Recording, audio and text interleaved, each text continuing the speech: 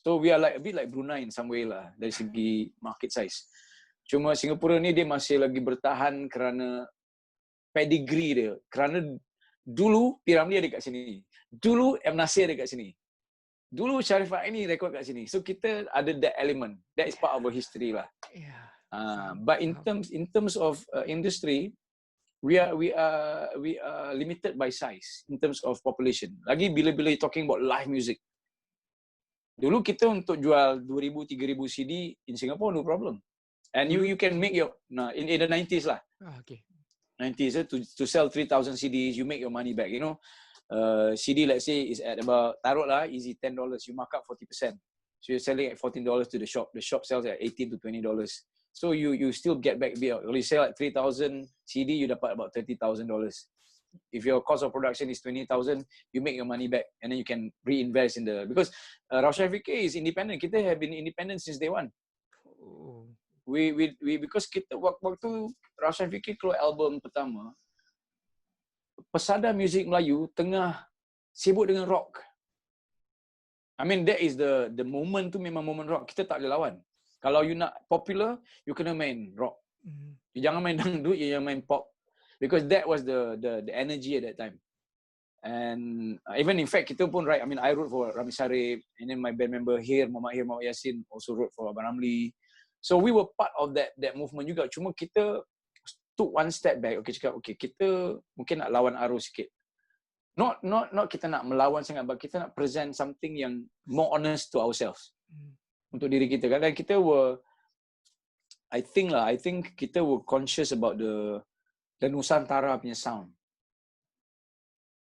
So we were looking at, okay, because ini kena go back track the sejarah orang Melayu di Singapura. Orang Melayu di Singapura ni, I would say maybe 60%, 70% keturunan Jawa. The roots. 60-70% Jawa. I think so lah. I'm not sure exactly what is the figures, because over the years orang dah assimilate through urbanization. Dulu kampung you ada kampung-kampung yang nama Jawa, kampung Pacitan apa. But then with urbanization, kampung was torn down. So everybody moved to rumah flat. So and then everybody is lumped together as Melayu. That is the general anthropological term lah. Kalau you look at the Malay race as compared to the suku Melayu. So these are the other issues also. Because Indonesia, Melayu is suku. Like Minang, suku Batak, suku Melayu, suku Jawa kan. But the anthropological term is the Malay race. Like you have the Malay archipelago punya buku about the Malay speaking world lah. Itu anthropology punya term lah. So kita di label as Melayu in total through urbanization kan. So okay lah, sama juga at the end of the day, the roots is there. So when we were young, especially in the 70s, the local TV banyak main Indonesian films. So we were very aware of what's going on in Indonesia and what's going on in Malaysia. In the 70s, I mean, macam Bro Marantika, lagu, film Akhir Sebuah Impian, Ratapa Anak Tiri, Rano Karno, all that were like classic staple movies yang until today, those actors kadang-kadang datang Singapore buat tea events dengan the fans lah. Dia masih datang jumpa fan, nak ambil gambar dengan Amelia Contessa, dengan Rano Karno, whoever lah, you know, from that time, you know. So we are like this little kid in the middle between two giants, Malaysia, Indonesia. So you're looking left, right. So we're getting all the influence coming in. So from Malaysia, kita dapat all the element very Melayu punya works like Usman Awang punya karya-karya. We were exposed to that. I saw Usman, I met him personally, you know, through Dr. Wan Zawawi, met Samad Said, you know. So these are the elements that influence our writing or influence our reading, like at least, you know. At the same time, kita were exposed to Rendra. I saw Rendra perform in Singapore because dia datang for some event, dia buat baca puisi. So and then you're exposed to Iwan Fals punya works. So you getting all that. So Rausyanfikir was coming from that angle. So we're getting that influence from all the various the two big brothers lah, Malaysia, Indonesia ni kita. So we were just like absorbing everything and try to. That's why kalau dengar music Rausyanfikir, dia ada those elements. Dia ada very Malay elements, instead lagi storyline, and then then obviously we use a bit of Jawa punya feel and some gamelan sample just to create the idea of the Nusantara punya feel. That was the idea behind it lah. how did you guys work together? Because how? Okay. The story is a bit like all these old classic bands. We were friends first. Kalau tengok Beatles, Rolling Stones, dia semua kawan. Not that I'm saying that we are like Beatles lah. But the story is always like, you look at U2, dia kawan dulu. Dia main tak terror. But later on they develop their style, and but the friendship tu itu important. Itu yang gel the band.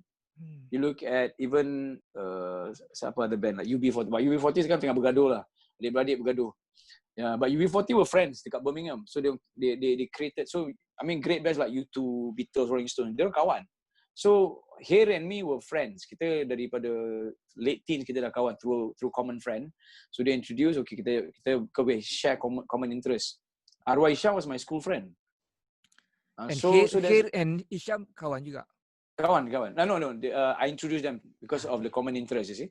So we started out as friends dulu. Tapi kita tak ada idea pun nak bikin album ke apa ke. Tak ada. We just, okay, we have common interest. Oh, kita suka puisi. Kita nak perform lagu-lagu style-style. Last time they call it lagu puisi lah. But actually it's not really lagu puisi. Actually lagu-lagu folk sebenarnya. Yeah. So that's how we got together lah. And then eventually Arwah Isham cakap, why don't we just do our own album? Rather than kita tunggu orang offer bikin ni, and then you have to work with the mainstream. You kena main lagu certain song that you mungkin tak nak nyanyi, you tak nak perform, So that's what we did. We just put our money together and just bikin lah, just guerrilla. Kita punk lah in that sense. Very indie, So kita set up our own production, and then we had Abang Ismail Marzuki, Eddie Marzuki. He was our producer arranger, so he helped us a lot of the to get the sound apa kan, to the idea. We told him the ideas that we wanted, so dia translate our ideas into to sound itself. So that's how we started lah, and then it happens to be that time Pony Canyon baru masuk Singapore. Pony Canyon, Asia Bagus, sebelum tu Asia Bagus, ingat Asia Bagus. So Asia Bagus started, and then Asia Bagus was part of Fuji Sankei TV network, big telecommunication giant in Japan. So they orang set up a record label in Singapore called Pony Canyon. So they were looking for new local artists lah. So they signed us up untuk distribute work semua. And then from Singapore they set up another office in KL. Itu they sign Amy Mastura, Ali from Expedisi after that was part of that thing lah. So in a way we were at the right time lah, in that sense that kita dah ada produk, dan kita terus jumpa the label, dia cakap, yeah, we can sign you guys up and distribute the album. So first album kita distributor was Pony Canyon Live Records from Malaysia. Second album was BMG Malaysia. Yang lagu Fikir-Fikir semua was under BMG. Okay. So yeah, we started out as friends, and then kita pun tak fikir whether it will sell or not, but we thought just buat je lah. I mean, just tengok macam mana lah kan. We had no idea exactly what will happen. So bila kita bikin tu, kita rasa okay lah, dah put out lah. Whatever happens next, we just wait and see. Tak ada manager, we didn't have the right components, you see. But we only had passion, and then the untung dia kita both can write. So what happened is I act as a co-producer where, okay, kita nak bikin album ni, give me your 5 of your best songs or 6 of your best songs that you baru tulis, and then I olah lah, then I will just curate. Okay, I think lagu ni bagus untuk konsep ni, jadi album ni kita pakai lagu ni, dan yang ni boleh simpan untuk next album. So the first album I kind of help to coordinate that aspect. In fact the second album pun sama lah, like macam conceptually that kita kena lagu ni, kalau lagu A cerita dia sama dengan lagu B, dan kita tak boleh pakai lagu A. Ada one kita tak boleh pakai lagu sama. So ada one song yang Rausyanfikir yang kita belum tak release, yang ditulis oleh Arwah Isham. The storyline tu hampir sama dengan lagu Ali Malas. Ali mi maleblam sina Ali Malas. Lagu tu. So that the story is a bit critical of the Malay habits lah. Some sector of the community yang are not willing to fight for their, for to move ahead, So that Arwah Isham ada tulis satu lagu, yang storyline dia hampir sama. So I said, look, lagu ni tak boleh sebab dia dah duplicate storyline dia. Nanti orang dengar bodoh. Ali Malas apa buat? Lagu saya. That's my song.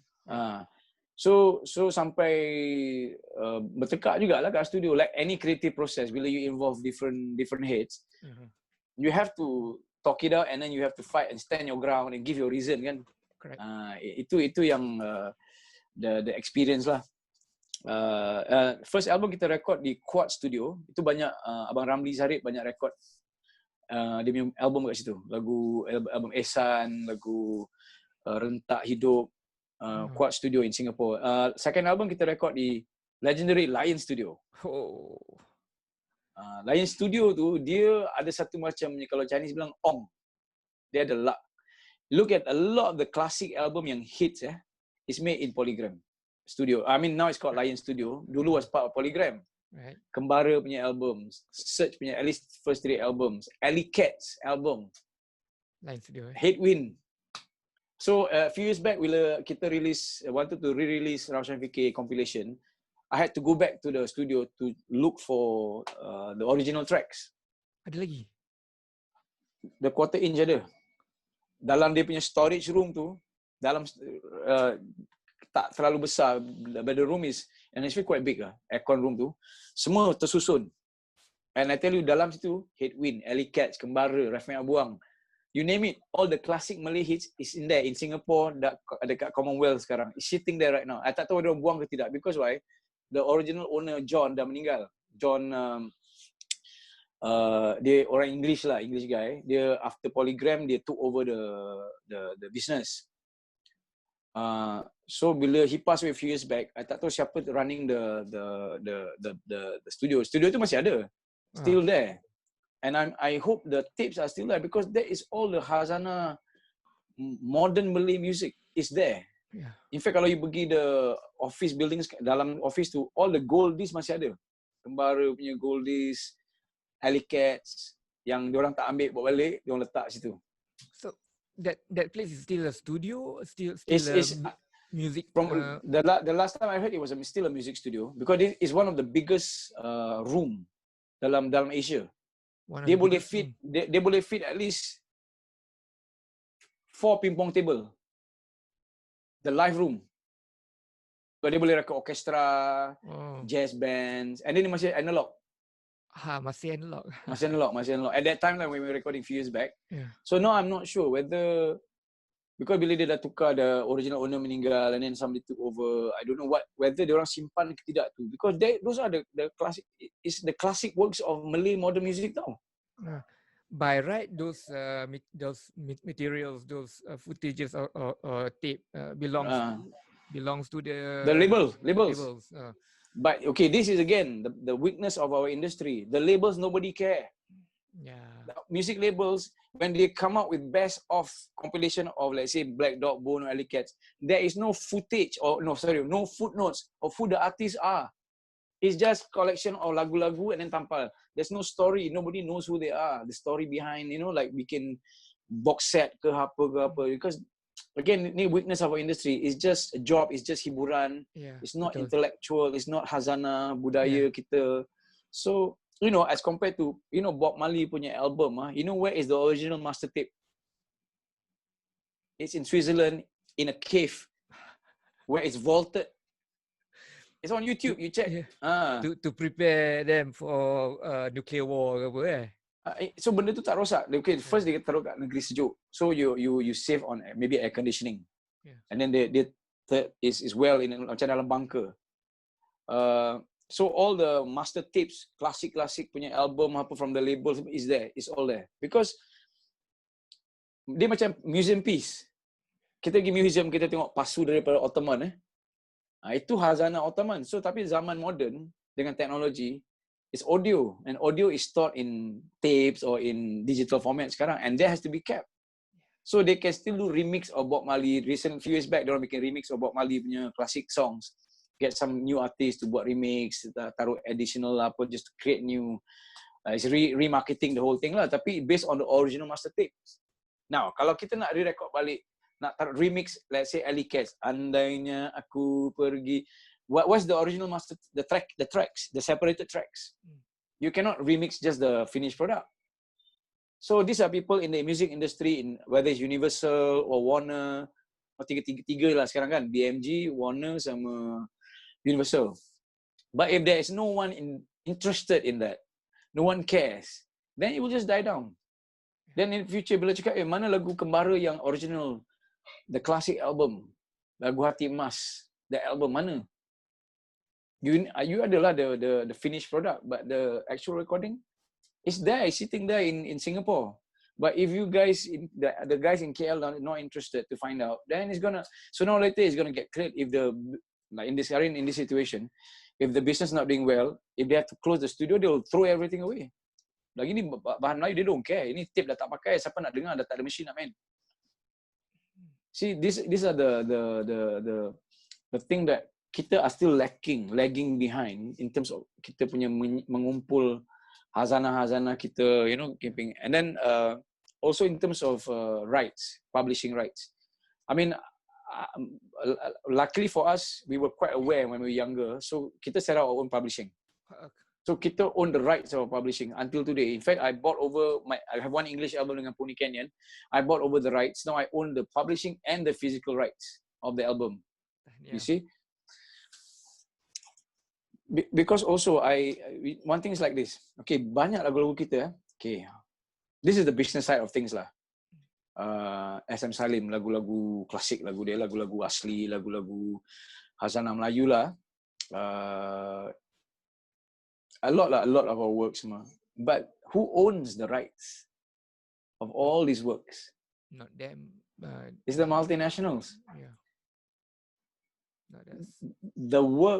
The work that is very important to your culture is owned by Americans. Perjalanan Hidup, Rami Sarip, klasik. Aku yang masih belongs to Warner Music. Oh, it's Warner Music Malaysia, but still, it's owned by multinationals. So someone like Luncai Mas comes in, so they create publishing because you own that right.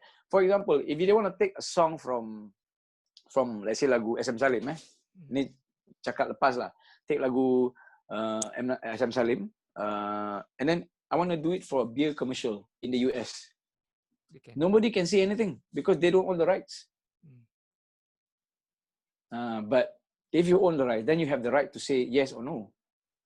So a lot of our works, even P. Ramlee's works, under EMI, is owned by multinational. I mean, morally we own him in a sense lah. Yeah. Tapi dari segi the actual intellectual property, it doesn't belong to us. I understand where you're coming from, but still sebenarnya it's argumentative. I pernah dengar satu cerita pasal Mama Jui. Cerita ni I'm tak sure lagi kesahihan dia. Let's be clear. So Mama Jui in 1992 dia punya kontrak tamat. So dia punya kontrak tamat dan dia bebas. Dia dapat balik dia punya rights keseluruhannya. Right. So apa terjadi adalah publishers terkejut perkara ni berlaku because you see Copyright Act in Malaysia dia in 1987 yang the amendment of Copyright Act tu. So apabila Mama Jui punya kontrak tamat, publishers sedar satu perkara, kontrak tamat dan kita tidak meletak apa-apa clause to safeguard our interest.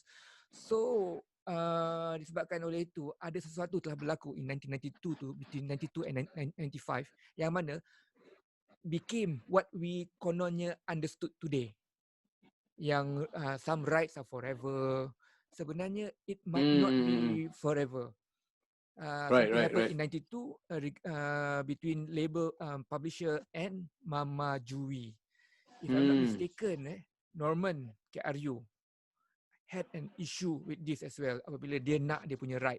I might be wrong, tapi kalau I'm wrong, please correct me lah. Yeah, it's something that is worth looking into and checking because betul macam sekarang banyak even in the West nobody owns full copyrights. Like you can they cannot. For instance, in back last year, end of 2019, I asked the board of directors of MECP regarding P. Ramlee's rights. So in front of the members, Janice Fong Sony kot. She worked with EMI, if I'm not mistaken, some time ago. So dia cakap ada apa nama, contract between P. Ramlee and EMI or whoever. Dia cakap ada. And then she said, mana yang tak ada, kita sign later. I understood it says selepas P. Ramlee meninggal. So, can you sign a contract selepas orang tu meninggal? It's questionable. I asked MSCP, boleh tak dia tunjukkan kepada kita kontrak-kontrak P. Ramlee dengan the publishing. Satu, because of dia pun khazanah bangsa kita. Nombor dua, untuk menunjukkan betul ke tak dia orang ada kontrak. So banyak benda yang questionable. Perkara ni berlaku di hadapan members of MACP back in 2019. Yeah. I mean, it's is it even legally binding for, and who is representing P. Ramlee at that time to sign lepas posthumous, lepas dia meninggal, you know, like. So banyak benda yang questionable lah, yang I'm very suspicious of the legitimacy of it. Satu lagi about this contract kan, contract perpetual until orang tu mati. Dia macam zalim lah, dia tak masuk akal. Contract sampai orang tu mati dan dia punya estate pun dia control juga. You know, P. Ramlee dah mati dan estate dia pun dia control juga. Can these people hold the royalties of orang-orang macam P. Ramlee? Masih lagi questionable because you see akta apa yang kita lakukan ni is bawa the Copyright Act. The Copyright Act is an act by itself on its own.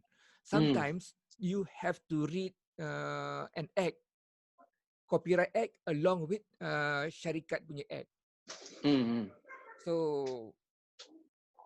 in terms of copyright ni banyak benda yang pincang lah. Okay, what you said tadi tu, who owns this copyright? Orang tu dah mati pun ada multinational companies yang own this right. Sebenarnya questionable. Adakah dia orang betul-betul own? This is another thing. I keep saying it again and again. In Indonesia, in 2014, the Parliament of Indonesia implement this new Copyright Act. I dah jumpa dengan orang punya Director General ataupun yang bahagian copyright ni. Dia menyatakan bahawa in 2014 tu mereka took American punya Reversal Right Act and then they implement it in Indonesia. Okay, the effect, what is the effect? A copyright work setelah 25 tahun upon dia punya publishing, all the rights will go back to the right owners, pemegang hak ataupun sekarang kita panggil pemegang taruh, the copyright owners. Walaupun dulu 25 years ago mereka ada contract yang stated as perpetually until kau mati sampai walaupun ada contract pun macam mana pun dan tak ada contract pun, the right after 25 years will go back to the rightful owners. Right. So I think that's fair. So I am trying to do this lah, to menyedarkan kita punya kawan-kawan ahli-ahli kita bahawa di Indonesia mereka sedang buat ni. Marilah kita berkempen untuk membuatkan parlimen kita pun meletakkan undang-undang macam ni. Agar apa? Agar P. Ramlee dan keturunan dia dapat balik menikmati hak harta intelek tu 100% sepenuhnya.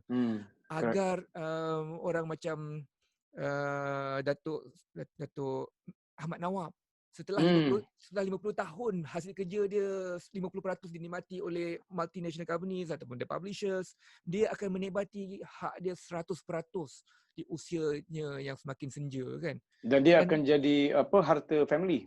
Yeah. So okay, macam Malaysia kita ada Lebuh Raya Utara Selatan back in the 90s dulu kita the Plus Highway kan. government back then kita bagi contract concession kepada this company untuk buat lebuh raya.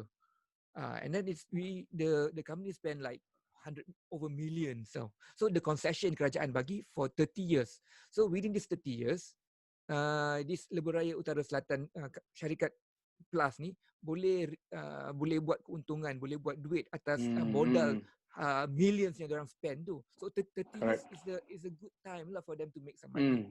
Right? And then you imagine music, you buat music, Ahmad Nawak buat music contohnya, berapa back in the 70s dulu? RM2,000 ada, $2,000 ada. Jumlahnya kecil. And yet diorang pegang kontrak sampai kiamat. Yeah. It's not fair. Dan dasar harta hak cipta ialah untuk memperkasakan pencipta. Without the pencipta, you have nothing. Yeah. So and the reason why I decided to set up my own publishing, because I found this book dululah dekat Borders, dulu ada Borders. So this book called back in the 90s. 90s. It's called What You Need to Know About the Music Business. So it's basically gives you the layout what the music business is. So it's by Donald Passman. Sekarang dah edition ke-10. So they update lah, macam I just got the book recently. So it's now they update pasal live streaming, all these new deals lah, the 360 degrees clause apa semua kan. So but that time when I was reading it, I said, hey, actually I should own my own publishing. Unless you sign to, let's say, a publishing house, taruhlah Ace Publishing House. The actual practice at international standard, India Western Territory, the writers get an advance against future royalties. And that advance is big enough for them to pay even for a house. When I was in London, I met a few people who got that deal. Dapat first check, dia beli rumah. Atau down payment for rumah. Yeah. So, in terms of, that is where you sign a publishing deal. Correct. Because you sign against future royalties. Now sekarang you sign dengan local punya arm of the international firm, but they don't practice the same thing. Diorang you sign dengan kita lah. So you cakap, aku punya work semua ada Warner whatever lah, international punya ni. You are the bragging rights, tapi the fact that you're not making a lot of money from it. Yeah. You're not getting the right kind of deal. You sign, let's say you sign the exclusive deal with them, tapi you tak dapat that kind of advance payment. That's at least ada give and take. So you take this, you give me in advance against future royalties. At least it's fair. Betul. Kan?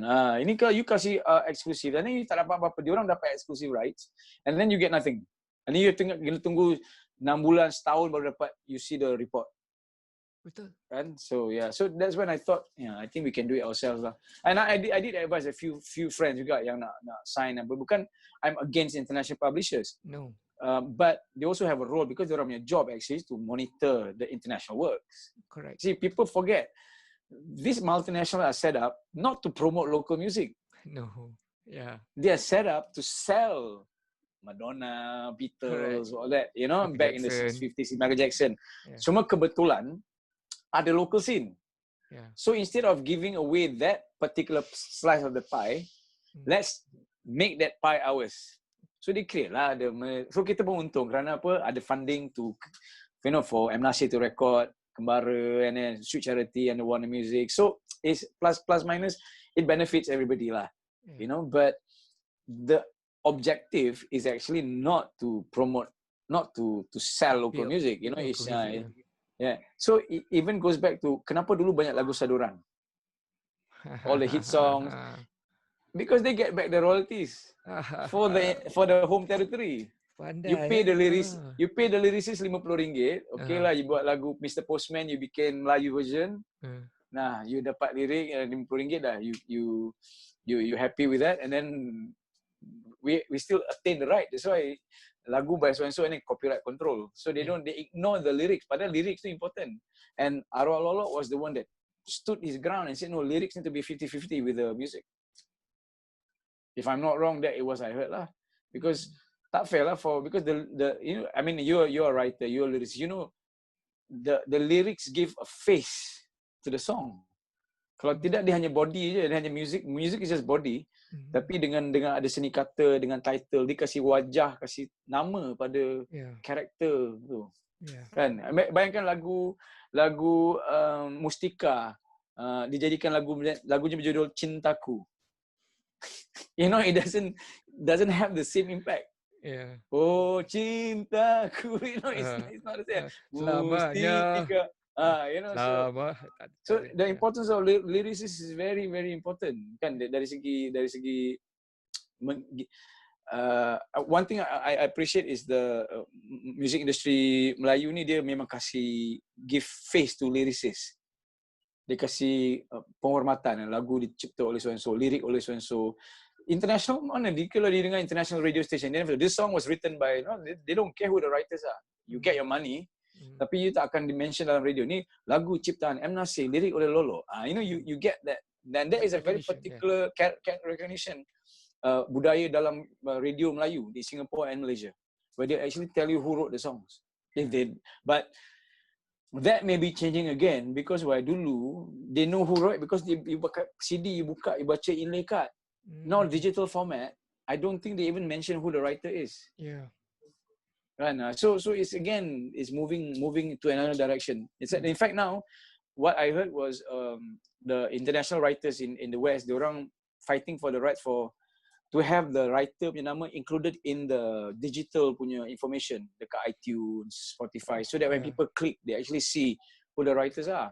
Kalau tidak, you just nameless person, no face, no name. You get your royalties, tapi the recognition tak ada. You tak dapat that pengiktirafan, which one thing good about our industry masih lagi, especially lagu-lagu lama. I don't know about new songs. And also, tapi mungkin sekarang banyak artis write in their own music, jadi senang to identify. Oh, ini daripada Imran Jemain, ditulis oleh Imran Jemain, you know? Ya, betul. Interesting ni. To me, I don't care much about names, that kind of recognition, as long as I dapat kewangan daripada dia. I'm very superficial. Right. Yeah. So because I need to feed my family and need to feed myself, that is number one. Number two, yes, building your reputation and names is very important. That is why lagu Ramli Sarip bukan kerana nama mesti di-ban daripada radio Malaysia dan Singapore dan Indonesia. It's wrong. He is teaching a wrong lesson to all of us. Kita menulis mesti bina nama. Tanpa nama kita takkan ke mana. Anyway, Abang Ramli jangan marah saja buat lawak. Awak tak lawak itu, pun. the song was written by M. Bakri. Bakri Johari. Bakri Johari ke tu? Yeah. That was written by Bakri Johari. Dia dah meninggal lah years back. Alamak, okay. So tapi, but then that song is more on the spiritual element lah, you know, like you are doing something. I mean, I'm sure. But you're right. You need to have now you're talking about branding. You need to have a certain name to it, kan. So it's important that people recognize, because also that translate to work. Because if they know, lagu ni bagus, siapa tulis? Maybe can get him to do our musical. But kalau you tak ada the information, they're not going to go to MACP and like, who wrote this song? We want to. So these are the other issues that they need to look, that we are losing out, because why the writers are not given they're given the due lah in terms of royalties, but in terms of that recognition tu. Tapi one thing I respect, Malaysia, you still have music where you actually the program is about lagu penulis dia, it's a writer's program. That doesn't exist in I don't know whether it exists in tempat-tempat lain. Betul. This music is actually to celebrate the writers. You know, so and it's ongoing tradition dah berapa dah? 15 tahun, 20 tahun? 30 years. Oh my god, okay. Dah 30 tahun. Okay. I'm a 34 bit to be precise. Kita kan lupa dah berapa lama kita dalam industri. Betul. So but it's good that still maintain, and the fact that I know for sure, I mean this is from friends who live in Malaysia, diorang akan target orang punya movement for the day from TV program. Aku akan keluar lepas show ni. I will only nak jumpa lepas program ni. You know, they want to watch that program, you know. Back then bila it was so important that people know lagu apa yang akan menang, yang dipertandingkan and all that. I mean, as it is, any competition show, orang suka tengok. Manusia tengok competition. That's why reality TV program, talent show, apa memang banyak penonton. Yeah. Then of course now, then you have the AF and the likewise lah, the talent time of its time lah. Currently kan, AF, Maestro apa semua. Yeah. Where it creates new talents based on the current trends lah, the reality TV style kan. But yeah, I mean, I don't regret being in the industry. The industry is tough. I mean, music and music business is two different things. Correct. Betul. So music is good, it's fun, it fits your soul. But music business is something it's like any other work. You have to know the ins and outs, especially if you are independent. You're not signed to major label. You need to know, your rights. You need to know what's going on, what's with the technology. Like, I mean, I had to relearn back the whole industry when I started back again in this, because I was away for some time. When I came back, I was looking at the market. Oh, dah banyak berubah. So you had to learn.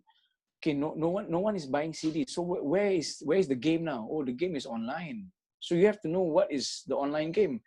Now you have digital barcode, your ISRC on every song. I need to learn that because I'm doing my own independent label.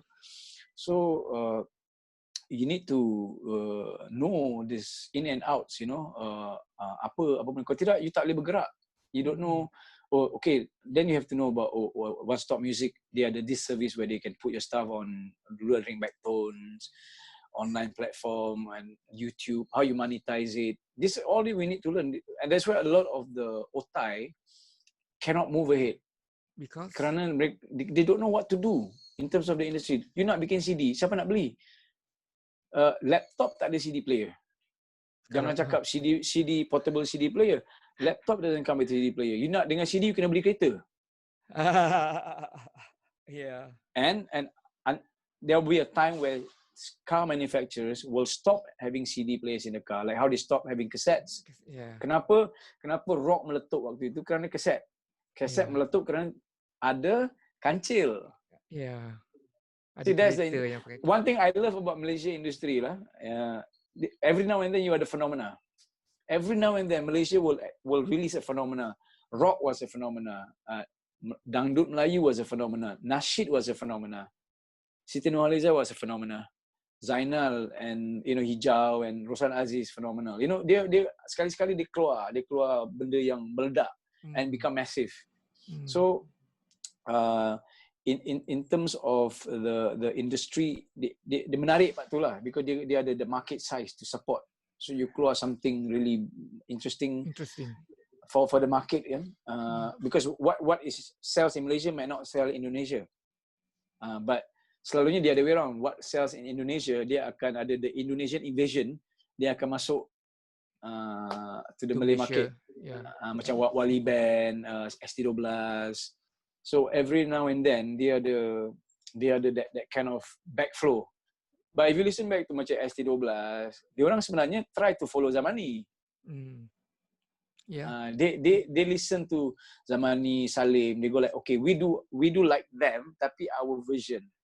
Hoping that they can sell to Indonesia and sell to Malaysia. So cuma kita punya artis or music tak masuk sana punya industri. It's not because I don't think it's so much as discriminatory, but it's more on, does the market need you or not? Okay, why Sheila Majid lepas? Because Sheila Majid, she was a character, an artist that was interesting enough for them. Unique. Amy Search, because of lagu Isabella, until today, orang kenal Amy Search because of Isabella. He has hundreds of other songs, tapi orang masih Amy Search, Isabella. Sampai you look at orang punya talk show yang ada Sule on net media, they have parody of Amy Search. The guy come out with rambut panjang, try to do Mat Rock speak apa. But that is more like jokingly, which to show that, look, you're such a big star that we can create parody, because that shows that you're a big star. And Amy Search is a big star. And Siti Nurhaliza and Raihan, So because at that time, you tak fulfill that market. I mean, this artist fulfill the criteria. Okay, Raihan tak ada nasyid yang macam gitu punya pop, you know, very commercial and very simple to absorb. Dulu nasyid was very Middle Eastern sangat. You know, they try to sound Middle Eastern music, you know, like bulan haji telah tiba lagi, you know, that the old classics lagu-lagu tu kan. So but Raihan simplified, you know. Farhin punya genius, he turned Raihan into Beatles. They simplify the music and then make it very accessible, you know, kids can repeat apa semua kan. Turn Raihan into Beatles. Yeah. So that was the backflow yang they still listen to. Cuma what can you give to them that they don't have? You must understand, Indonesia has got about 300 million people, and most of them can sing. And so that means the top of the top must be the really good ones to be able to reach the level where they are very successful, become nationwide names, you know, be famous and well known. So in order to penetrate the market, you need to be able to go like, okay, what's different that we don't have, that we want to give, we like to, you know, buy a product or listen to your music. So this is the challenge that kita and now especially with digital technology, it's borderless. You can put good music, and then if it becomes viral, viral lah. Dia tak kira, you don't have to go through the red tape of getting your music across to another territory, unless you want to perform live. But that's a different market. That's a different business. That requires permit, whatnot. But in terms of whether the music is going to be accessible, is available online now. You know, so I think that is because what I realized in Indonesia is like this. The moment kita pakai Melayu Riau, which is kita, kenapa, dia jadi lagu daerah. Okay. Justru kalau dia jadi lagu daerah, dia tak main dekat Jakarta. The radio station will not pick it up. So lagu daerah as in like, okay, kalau Riau, okay, nanti mungkin radio. So lagu-lagu macam lagu-lagu Siti Nurhaliza is still very popular, played in Riau Islands, in Sumatra, because. But as Malaysian, we don't use when we sing Malay song, we use yeah. Macam correct. Beatles lah. Beatles, even though they're from UK, they sound American lah. They be American. Okay. Yeah. So that is the one component lah, because macam we have some song like macam lagu Relax Brother. Diorang tak pick up because they don't understand the lingo. But macam lagu Siti, some of the dengan Keseniannya punya duet and all. So they lepas. So but also in terms of production quality.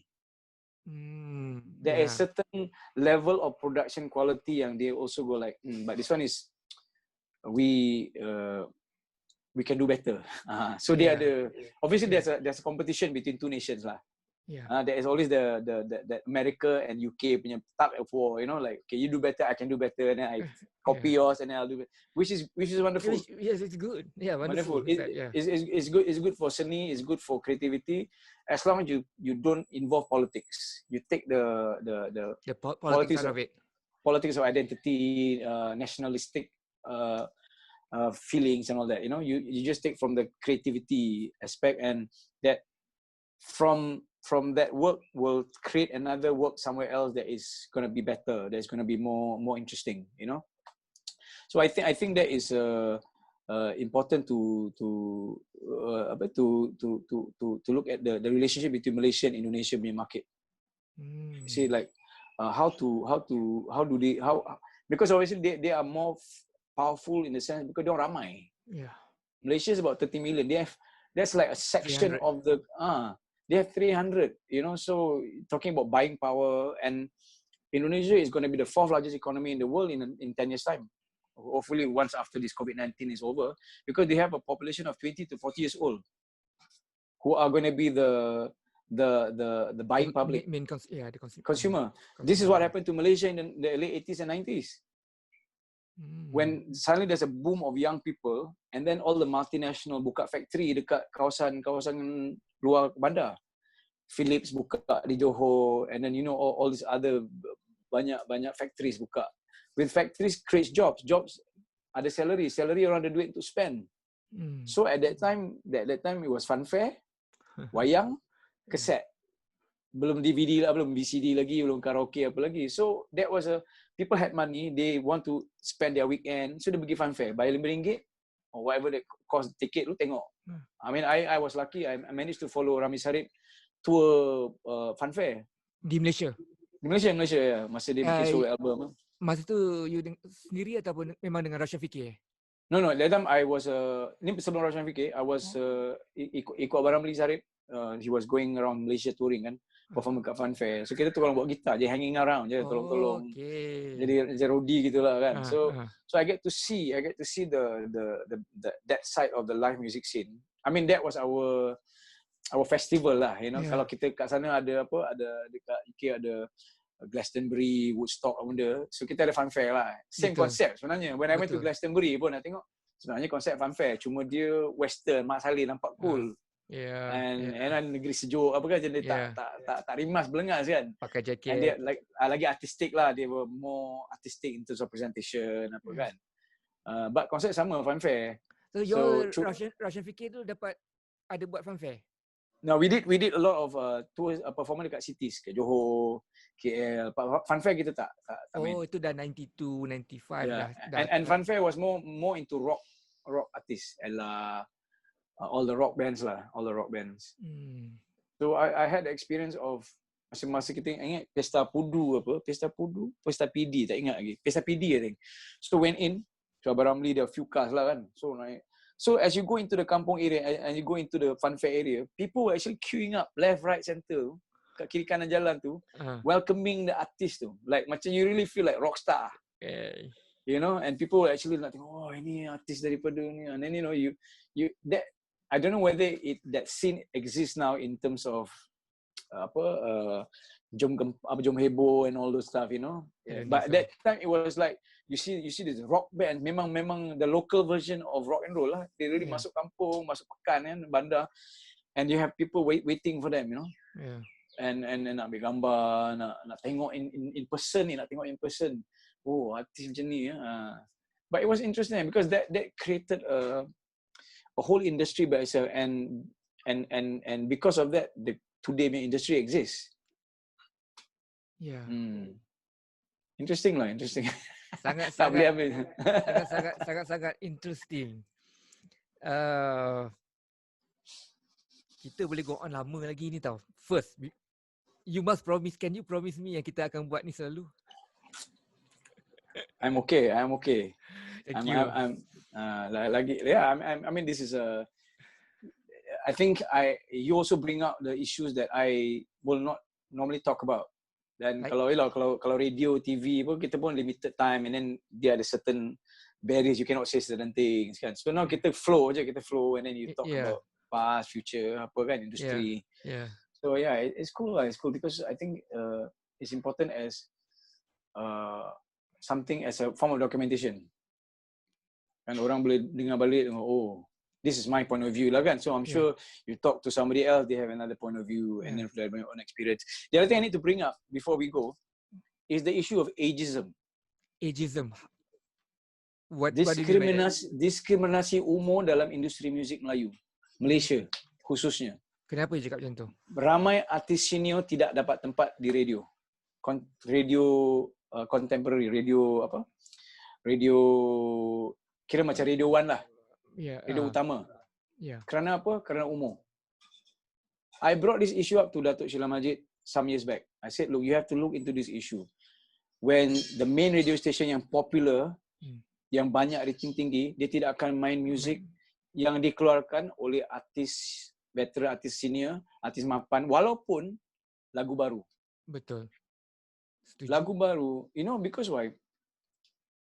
Again, kita punya industry is based on the Western model. Okay, bila Sting keluar lagu baru 2 years back dengan Shaggy's, the album became number 1 in Grammy Best Reggae Album, and then the main radio station was playing the songs. Madonna keluar lagu baru, her album became number 1 album. Dia tak masuk lagu carta senior masuk macam ni apa? Sinar FM main lagu retro, lagu-lagu lama. So I mean this is what I heard happen to a lot of the senior artists yang keluar single. Betul. Mereka buat single, lagu bagus, tapi bawa ke radio station. I mean obviously I cannot say the radio station. Maybe I can say I think it was Era who said dia tak boleh kerana dia tak main lagu-lagu artis lama. Tapi ni lagu baru. Bukan lagu retro, lagu daripada tahun 90-an. Latest work. So macam ni, kalau M. Nasir keluar lagu baru tomorrow, lagu dia main radio station tidak akan main. Kerana dia fikir, oh ni artis mapan, senior artis, kita tak, because dia tak fit into the demographic of the audience. No, that can be changed by law. The parliament should create a law ruling that you cannot discriminate based on age. Because why? Banyak artis lama-lama macam Ramli Sarip, M. Nasir, they still have a lot to give. Ramli Sarip is almost 70, he's still touring, he's still performing live. And he still got a lot of songs with him. So kalau dia tak ada ruang untuk keluar lagu baru, macam mana orang nak dapat learn something, produk baru daripada dia? Dia masih boleh berkarya. M. Nasir probably has ada 100 lagu lagi kalau kita berani to buat anggaran. He probably have maybe lagi 3-4 album, 10 album, kita tak tahu. But kerana umur tidak ada ruang. Dan kerana faktor umur, dia diskriminasi. Yeah. Radio yang popular tidak akan main lagu-lagu dia kerana umur. Itu salah. You harus main lagu yang bagus, bukan kerana umur. Jadi you end up main lagu-lagu yang tak bagus. You feeding, you teaching the audience, pendengar you lagu-lagu yang mediocre, tapi you main. Jadi orang ingat lagu macam ni orang nak. So you kasih lagu yang agak-agak mediocre. Wah, nanti orang fikir, kalau lagu macam ni main radio, aku fikir macam ni je lah lagu. Yeah. Ada hook lines saja. Hook lines, and then you tak ada elemen yang baru and yang interesting lah, because it has to be pelbagai, has to be variety. Maybe M. Nasir keluar lagu dia buat dengan new artist ke, dia collaborate, but it's okay like that, tapi jangan discriminate. I think Sheila Majid went through that also when she came out with the song ke single, and radio tidak main. The main radio station yang popular, yang top 3 lah, dia tak main sebab apa? Faktor umur. Then that is wrong, because lagu tu harus based on the market demand and market. You cannot be based on umur. Ya, betul. Then it's like saying you cannot work because you dah lebih daripada certain age, you dah tak kerja ni. And artis sekarang they can be creative sampai selagi dia sihat. Yeah. Look, Rolling Stones, Mick Jagger is 76 years old. Kalau baru buat bypass kan. Lepas tu dia bypass. And then joget lagi. And then they were supposed to do a tour. Kalau tak ada COVID-19, dia dah pergi tour dah. On tour. And they are 76 years old. You crazy. Tapi it shows, and it's interesting to see people like Ramli Sarip who are pushing the boundaries. Dulu artis after a certain age dah tak main dah.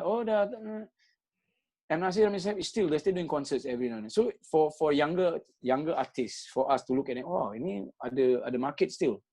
There's still room to be creative, not like be seen as that has been, because it's not fair to be discriminated by age. Yeah. Because seni tak ada umur.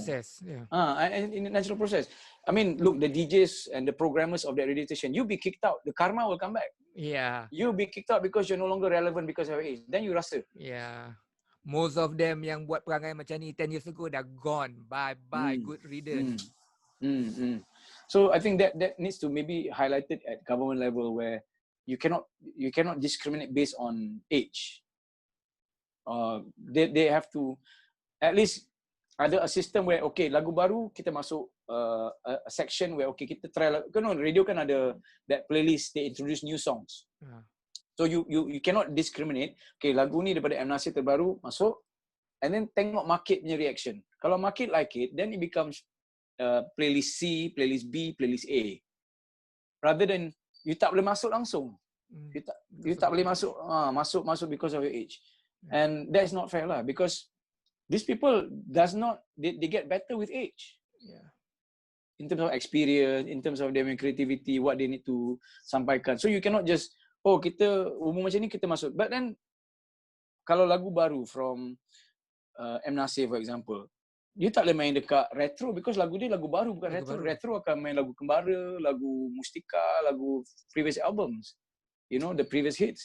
So you need that. That is a very important issue, because without that, banyak artis-artis yang bagus, yang mapan, out of job, no new works, no business. You end up doing what? Some of them are busking. I'm sorry to say, I've seen. Yeah. I'm not saying that busking is bad, but no, busking is not an industry. Yeah, it's not industry. It's it's not a career move. It's not a career, correct. You don't go from producing works, ada hit songs, people are Into singing your busking. songs in karaoke, and then you go into busking.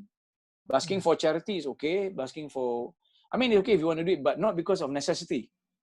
Not because terpaksa. Itu not the right way, because you are losing talents. Orang yang develop talent over the years, sharpen the skills, tiba-tiba dia tak boleh apply the skill. So ibarat apa tu, you computer programmer, then after certain age you dah ada the skill ni semua, you boleh program apa semua. Oh, masuk 55, sorry, you dah tak boleh sebab kerana you dah 55, you dah tak boleh work in this industry. Padahal dia ada the whole experience. Yeah. So I think that needs to be addressed at some point, whether through the various body, whether it's seniman, karyawan, MACP, apa, because the current artists today, they akan grow old, right? So if this issue is not handled, then you pakai buang tau. It's just pakai buang punya culture.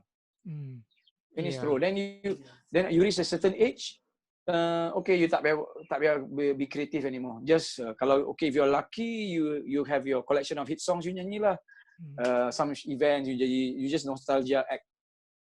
Yeah. I mean, can you call M. Nasir nostalgia act? Can you call Rami Sarip nostalgia act? I don't think so. They're still contemporary. Every now and then they still have a new single. Rami Sarip pun ada lagu baru, lagu dengan spiritual song, one artist kat Singapura.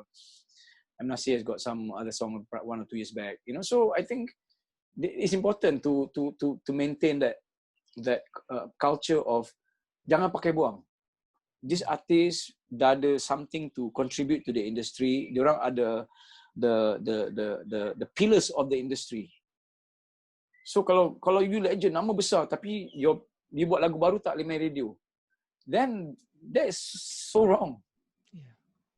Kan, dan ini tidak menambah hazanah baru dalam karya your works. Betul. At the same time pun, the artist pun tidak boleh menerima umur sebagai calendar year, sebagai pengukur tua atau muda. See, Correct, I agree. Banyak kita punya pelakon, penyanyi-penyanyi pun silap. Apabila mereka sampai certain age, mereka nak berubah. Tak boleh. Hijrah lah apa semua. And then you got to, okay. So, this is a very delicate and sensitive matter. I do appreciate it. Tetapi okay. So we got to treat very lightly. Kita cakap tadi, bila dia reach certain age, you call them mama, mami. I mean, penyanyi ni first kakak, macam Kak Ziana. Ini benda mengarut macam ni yang buat age tu wujud. Diana Zain sekarang for instance kan, semua orang, bukan salah dia ataupun memang dia salah, tak tahulah. Dia akan dikenali sebagai Kak Ziana. Kita tak nak perangai macam tu. Kita tak nak budak kecil pun panggil dia Kak Ziana ataupun Aunty Ziana ataupun Mami Ziana. Kita nak budak kecil umur 7 tahun, 8 tahun jumpa dia Ziana Zain. Panggil dia Rahimah Rahim. Panggil dia M. Nasir. Yeah, it's a brand. Yeah. Dia kalau at personal level, you jumpa, okay lah Kak, apa khabar. But reference, in terms of reference, it should be by the brand name. Correct. Yeah, of course. Like when I talk to say Rahimah Rahim pun, because of kita pun Eastern culture kan. So I pun akan cakap dia panggil dia kakak lah. Tetapi when you refer to her as a third person, you just bagi dia nama dia Rahimah Rahim je. You tak panggil kakak Rahimah. So bila age ni masa dia budak kecil, pelakon genit sekarang ni kan, bila dia budak kecil, orang akan panggil dia adik pula. Adik Anwar Zain. Dipersembahkan oleh adik Elina. Adik tu okey lagi lah. Tapi inilah masalah yang aging ni. Kita sendiri artis sendiri, kita kena defeat age tu. Kita ourselves tak boleh main dalam game yang kita ni ada usia. Sebenarnya important kita adalah immortal. So sebenarnya it's got to do with you sihat ke tak sihat tu je. And are you fit enough to deliver your works? Can you perform kalau you tak sakit, so but I think I can understand lah, because it's budaya Melayu ni kan, you reach certain age dah the common thing you dengar lah, dah cuci tangan lah, Dah tak main, dah jual gitar dah. You know, yeah. So you have, it doesn't become a career. It's not work. It's just a hobby that you happen to be a bit serious for a while, and then after that you like, aku dah cuci tangan dah tak main, dah jual instrumen semua. So I think that needs to be looked into in terms of how do you look at yourself. Yeah. Kan. Dan if you tengok diri you tua, then you tua lah. Yeah. Aging, you cannot stop aging, tapi being young and being energetic itu got to do with health. You punya kesihatan. Yeah. I mean, my example always is Mick Jagger lah. 70 years old, still taking care of himself, masih boleh perform 2 hours concert. Dia cakap apa tau, kalau dalam concert dia macam ibarat berlari for 12 kilometers. Dalam 2 jam tu, dia punya movement tu is like that, because apa, you are, it's your job, it's your career, you know, to, of course, obviously dia orang punya business besar lah, but still you cannot, the issue of dah tak mena, dah berumur. I think primarily kan, as an individual, as a human being, we should ask this question tau. As I grow older, should I change? Should I be a different person? Or as I grow older, I should be the becoming of what I should become. Or I should become me as I grow older. Correct. So, kita macam ada satu tekanan oleh society kita, apabila kita bertambah tua, kita kena berubah. Kepada apa? Adakah dulu ni kita buruk sangat dan sekarang ni kita baik? Sekarang ni kita dah jadi baik, suci murni, hanya layak untuk masuk tempat yang tidak rendah dari syurga. Ataupun perjalanan kita ni adalah untuk menjadi diri kita yang sebenar tu, dan diri kita yang sebenar tu ialah kita menjadi orang baik ataupun kita memang jadi orang jahat. Ini adalah satu persoalan yang kita kena tanya diri kita. So dia ada macam a kind of peer pressure where bila artis reach certain age, dia kena hijrah. Orang tanya saya, hijrah bagaimana? I've never gone anywhere. Nak hijrah bagaimana? Secara spiritual, I'm still the same person. Betul. So kalau cakap saya hijrah, itu macam menghukum yang saya ni dulu salah. Exactly. Ataupun sekarang ni menghukum saya ni baiklah sangat sekarang ni Then you jadi satu culture yang you terpaksa hijrah dan you terpaksa pakai in a certain way, only sing certain type of songs kerana peer pressure, in the sense that you kena look, ada tu image baik. I think that is a bit cliche lah, in a sense, you know, bila artis tu dah hijrah. Hijrah gimana? Tetap nak pergi mana-mana. Kan?